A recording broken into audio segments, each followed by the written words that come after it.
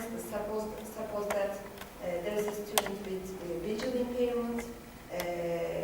He or she can read, or for instance, not 12 font, but 30 font. So we are suggesting, please do your exams in this font, in this type, not Times New Roman, but Arial type, etc. We are making such reasonable accommodations for the students. And also there is an ongoing support provided by these offices. For instance, we have note-taker support and course partnership support for students with disabilities in this university, and also in other universities there are such offices. This is what should be the ideal situation, but again, as far as I know, in real life, the things işler bu şekilde gitmiyor. Yes, yes. My name is Fatma. Maybe you know me or you don't know me. I don't know. My name is Fatma Çelik, and I have been working in ARE for nearly 15 months. And actually, I like my students, but I doubt that I have some students with ADHD, but I can't talk to their parents about this situation because they even don't want to send them to research centers because they are afraid that this situation will affect their future, especially the boys. And we don't have any counselor at school, counseling teacher, and we don't have any research centers. What can I do in this situation? Do you have any suggestions for me? How should I persuade the families? Or how should I diagnose the students? Well, you actually cannot diagnose. Yes. And in the United States, teachers can't diagnose. Mm-hmm. It needs a doctor to diagnose. Mm-hmm. But here's what I would say. Since you don't have any other options. When I call the parents and say that the students do this, do that, because these students always complain, they always wander around the classroom, they beat their friends, they are always like this. And when I talk to their parents on the phone, they say, okay teacher, I will beat him. Okay, I will do this. I will pull his ear. Yes, and yes. So you don't want to really yes, talk to I the don't parents. want them to do this, but they are reacting like that. So that causes you So not I'm to talk to the desperate. parent. Okay. All right, well then real life, here's what I think. Yes, it's nice we have these laws. Yes, it's nice we have processes. It's wonderful if you live in a big city and you have access to all that. And there is a real life in a big city, and some of you will end up in the big city, and that will be nice. I guess you'll have some alternatives. Most times, people don't have all the resources that the law says they should have. Whether we label it ADHD or not, when you have a student that has those behaviors in class, and it's going to be up to you whether that child, if that child is called ADHD and he's in your class and there's nobody to help you, you're still going to have to be the one to come up with what you're going to do. So, okay, you don't get to have a diagnosis, but you can see we're all intelligent. We all can tell, when I look through these things, it's pretty obvious this is an ongoing pattern. This is interfering with this child's learning. This is interfering with other children's learning.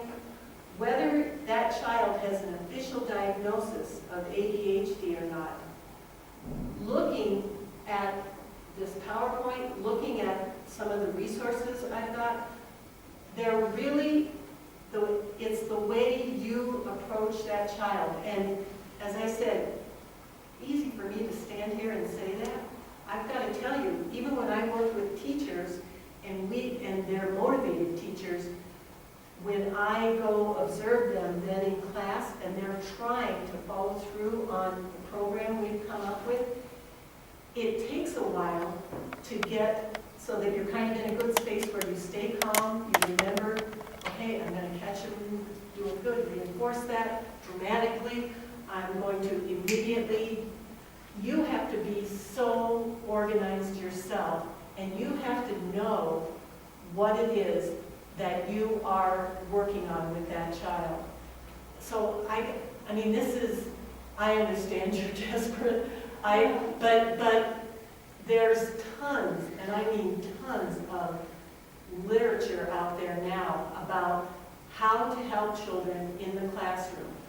And it's actually pretty cut and dry. I mean, it really is that behavior reinforcement, that making, they don't have the internal, you're going to give them external reinforcers.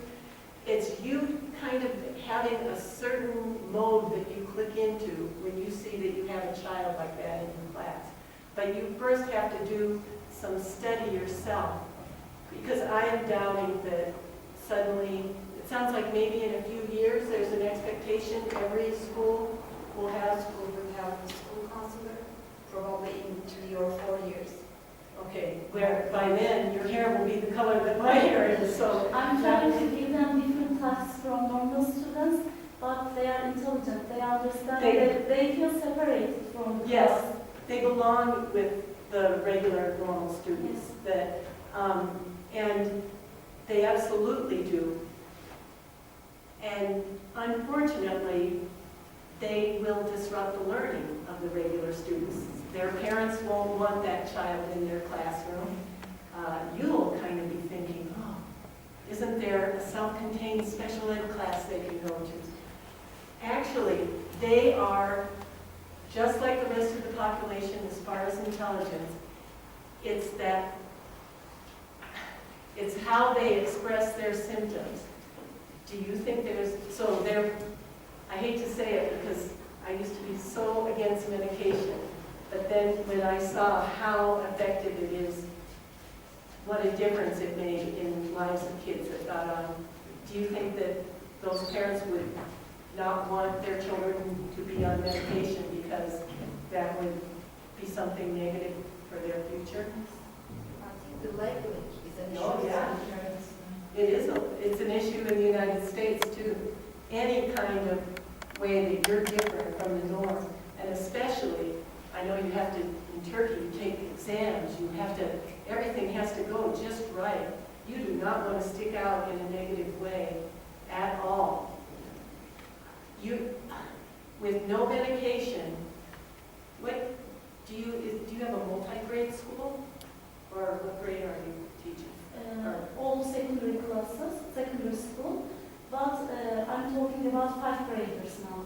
There are 45 students in a class, and nearly 10 of them are, how can I say, I think they could have ADHD, but I can't be sure, but they have some symptoms, but I can't. But it doesn't matter, since you're not going to get help with the label anyway. Yes. And when you talk about labeling, the stigma that goes with the label, like if a child is in special education and they have a learning disability, parents will, there's a question, do I want my child labeled? The only way I can get help for my child is to label them. Is it going to be worth it to get special, is that really going to help them or not? Well, in your case, a label isn't going to make any difference. It doesn't matter because you're the one that's got to come up with it. In 6th graders, I have a student, I think he has some problems. He doesn't have any eye contact. He can't resist noise. He can't resist his friends. He can't resist any of them. But I talked to his parents. They yelled at me on the phone. Don't label our child. He doesn't have any problems, but it is obvious. All the teachers agree with me, but I can't persuade the parents. They couldn't take him to research center. They didn't do anything. And he comes to school, goes home. He didn't do anything. He doesn't. It's not working. Yes. Yes, it sounds like if he's not having eye contact, it could be, there are a number of things like autism or say for, I'll tell you one thing from working with parents. I've learned this over the years. Relationship is everything with everybody, not just parents. If the first time you talk to a parent is when you're delivering bad news about how bad their kid is or how their kid is not doing well in your class, they don't really have a relationship with you. They don't know that you've been trying hard, you're on their side, you're on their child's side. I think it's so important to get a relationship with parents when things are going well, at the start. Just kind of make it part of what you do. If the first time you're talking to them is to deliver bad news, they're getting yelled at, and also over the phone. Yeah. Yeah, so those are, I wish I had a magic wand for you, or maybe 3 or 4 years from now. But even having a school counselor there, it still would be up to the classroom teacher to carry everything out. And that's where it is so much better than it used to be. There's information there that where you don't have to be really creative yourself. There, it's just black and white. Here's what works with these kids. And one of the resources I have at the end talks about that. I'd be glad to talk to you more.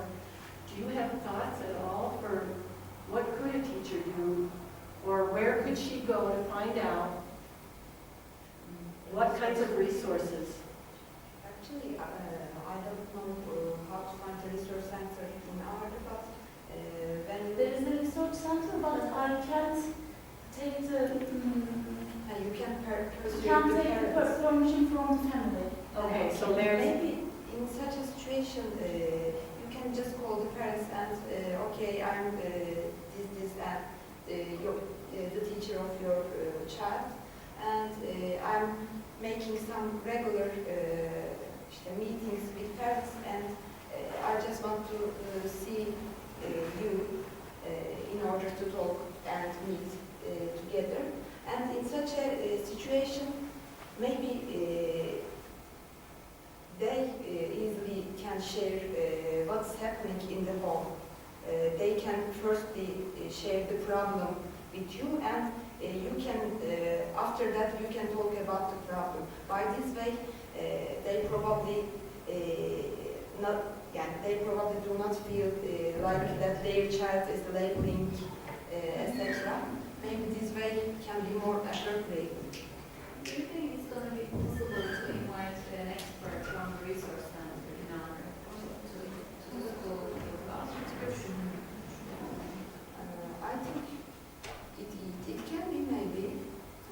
how would she go about doing that? Who would she, to invite an expert to come, an expert? Do you know the research center's number, web address, etc.? I can learn from the internet, but I didn't try before because I know the reaction from the families. And teachers before me realized this situation and told to their parents, so parents know the possible consequences. So they don't want to interact with such things. Maybe a seminar can be done with an expert, just you say, by calling.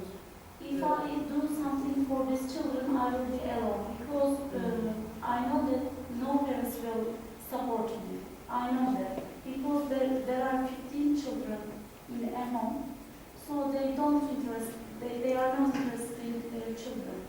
I'll be alone. And So it's you, it's up to you. yes, children spend most of their time at home, so it will be useless. But I will do my best. I think what you're saying is when you talk about meeting with the family, doing it not because you're there, because you think there's a problem, but just to find out about how that child is at home. If you had something like that built in, but did you say you have 45 children in your class? I have 45 children in a class, but in a home, I mean, the Right, in their families home. are crowded, yes. hard for you to go visit 35 Yes. families. Maybe it will be irrelevant, but I want to ask you a question because you are social workers. I have some girl students, but their families don't send them to school. And when we go to fields to take them to school, the families don't take us their homes, or they just send us. What can we do under these situations? How can we take them back to school? They say our girls grew up, so we don't send them to school. I can tell you in the United States what we would do, but what are the laws in Turkey as far as school attendance? After primary school, girls don't come to school. They are not They don't required send to? them. Actually, we have 8-year compulsory. But they don't get any punishment. They don't get punishment. So the law is on the books, We say but that parents don't follow through, and that's, we say that you will be punished if you don't send your child to school, but there's no punishment. One thing that works is like, it's a kind of providing a kind of scholarship for the students. If you guarantee that you're going to pay for the education of the student, and as a team, it's impossible to do, for a teacher to support the The child. financial problems are not a it's not problem. the problem. Yeah, It's but not a I had problem. some students asking for help, for some other students who have academic problems in the family, and they go there and persuade the family that they found some kind of scholarship to be paid every month, and they say, okay, is she going to have meals, and is she going to have all her expenses covered by the scholarship? And then some of the families, not all, they said we're going to send our daughter to school. Last year, So it works for some families. Last year, I but- persuaded 2 or 3 families in this way. We supported the children and they sent the girls. But these years, the same girls don't come to school. Because they grew up and they will get married in 2 or 3 years. And I feel quite desperate because I want them to school. They are good students, they are intelligent. They are the best students in my class. And I don't want to see them in this condition. But I'm weak. I don't know what to do. Actually, the school administration has to do something, has to officially prove that All the the student schools is are in absent. this way. All the But schools are the in this school way. administrations don't want to do that. They don't want to get in trouble with the family, With the with the families. community. What Maybe happened? the school administrators located in that area, generally the people around there. They have the same So mentality. they have good friendships, I guess I also have something to say because I'm from Ara. That's why I really want to talk about on this issue. In our society, we actually do not trust, to be honest, to the government or something reminding state affairs. So I guess you should find some wise guys in the society because they like to listen to some elder people, and also the mayor. If you have enough courage, just go and talk to the mayor of the city. So he will help you, I guess. So in other words, every year new teachers are coming to the city. They are trying to do something, but people see they again leave the city. Okay, so they do not finish their job at the city. That's why they do not trust the people coming from outside. So please try to find some wise guys. Local people. Yeah, local people. Okay. It will be more efficient, I guess. That's an excellent idea. I mean, they have relationships in place, they trust those people. Because they're all interconnected to each other, Yes. so they look for connections, in the society. Even, You alone, Even Muhtar doesn't send his girl to school. but What about Imam? yeah. Mom doesn't have a girl. But if you manage to create a common sense among the society that they are doing something wrong, then they would think, maybe we're doing it But wrong. in your story, I felt a kind of that you're all overcome by the feelings of you're doing something. Don't feel that you I'm can't do. trying, but Yeah, you're doing something. You're at least trying to do something for those kids. So feel empowered to do something for next years. Otherwise, you're going to feel like, burnout at a very early stage of your, being a teacher. Because your, resources are limited, but you're doing your best even in these limited conditions. And you're doing great, I think. So When parents come to school, they even don't see me. Because I'm a woman, I'm not a human. They just look for a guy, a man. different cultural conditions, so you have to accept this first, and then you should kind of find ways to deal with these, different cultural conditions that you have to work through. So it's rather than being, I know that you feel like a stranger in that situation, but try to be maybe one of them and try to think, the situation from their eyes and do whatever you can do.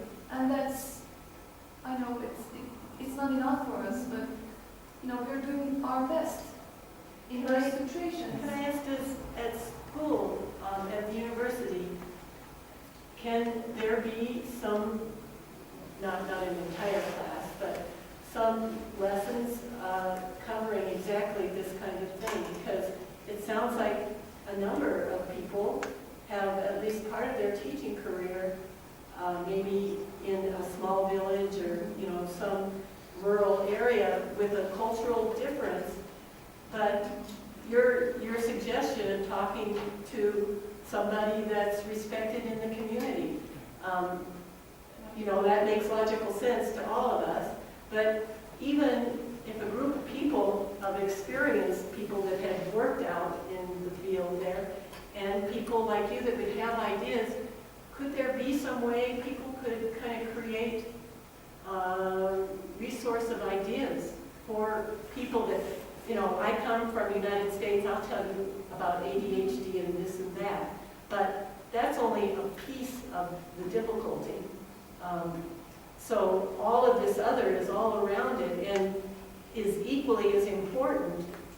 Is that a possibility, do you think, to have a I think there group? should be some related courses to prepare us for these real life conditions. Because I was unprepared and I still have problems because I didn't expect that would come.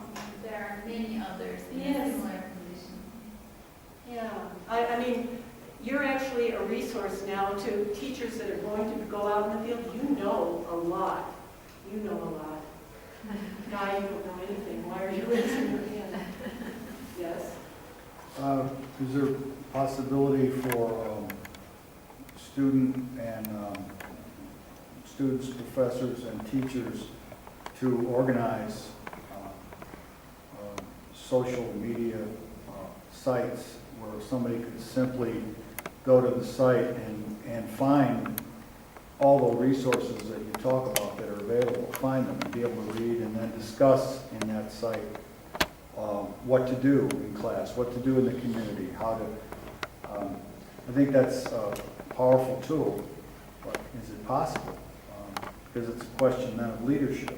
Yeah, it should be possible. It's easy to get connected through the social media, I guess. And we could And each week build it it. could come. Each Yeah. week it could come and tell about his or her experiences. It is possible, I think. or even online discussions. Online, I'm just saying a Facebook site that Yes. 100 teachers could join, and there's a section that's all these articles that suddenly all this information is there. It could begin a conversation, and it might be an important thing to explore. And I think it's even though it's easy, social media are, we say this all the time, they're easy, they're easy, they're easy. They are easy, but there's something that's difficult, and that is initiating and sustaining such a site so that people can go to it and participate in a learning community. And rely that it's going to be there when they need it. And be there and say, here's advice from this article written in France. I mean, I'm just making that up. I'm just saying there are articles that teachers could read and get good information. I'm just one idea. because universities in general, I think, they're locked up. Their courses are locked. The testing requirements have locked up the ability of circulation of ideas, I think. To bring in new pieces. And of sometimes that stiffness or that frozen, it doesn't allow for quickly creating new learning environments. It's a good idea, but, and that's And true, then, not just there's here, but, a teachers club here too, is there that meets in the evenings sometimes, and they have speakers.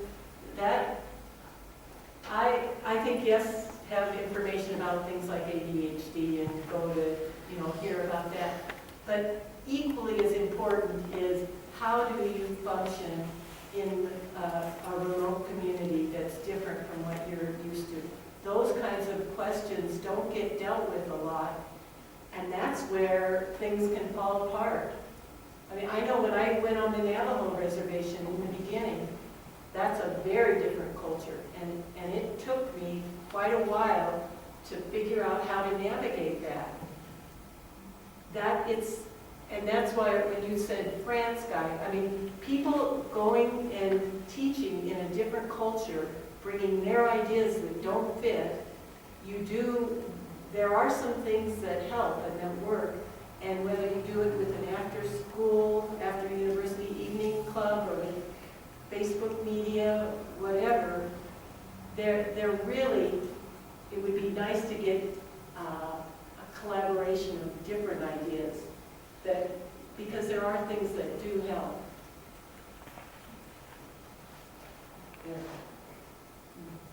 Here's the end, resources, and one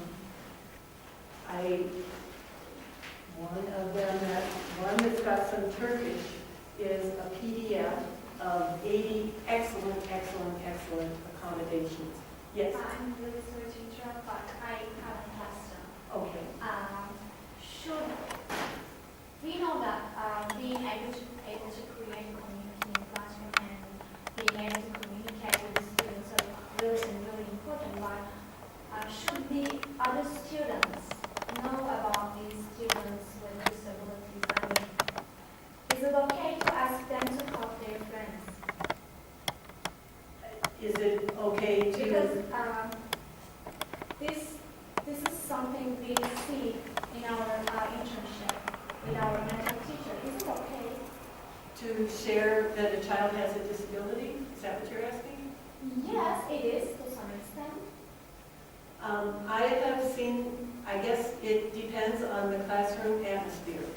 I have been in some classrooms, for example, I was in a classroom where a boy had Tourette's disorder, and he had tics, and he would shout out things occasionally, or he would make odd sounds over and over. Luckily, this boy had an excellent teacher that created a really accepting atmosphere, except he was so disruptive. She talked to the parents and got their permission, and the parents came in and they talked about this young man and his diagnosis. And in that instance, it went very well. But that was a classroom with a really good climate. You can have a classroom that does not have a good climate, and you have a child that's having difficulty, and you share that, by the way, there's a label for this, and if you go completely the other way, you really want to be sure that the class is prepared to accept diversity. And there are actually programs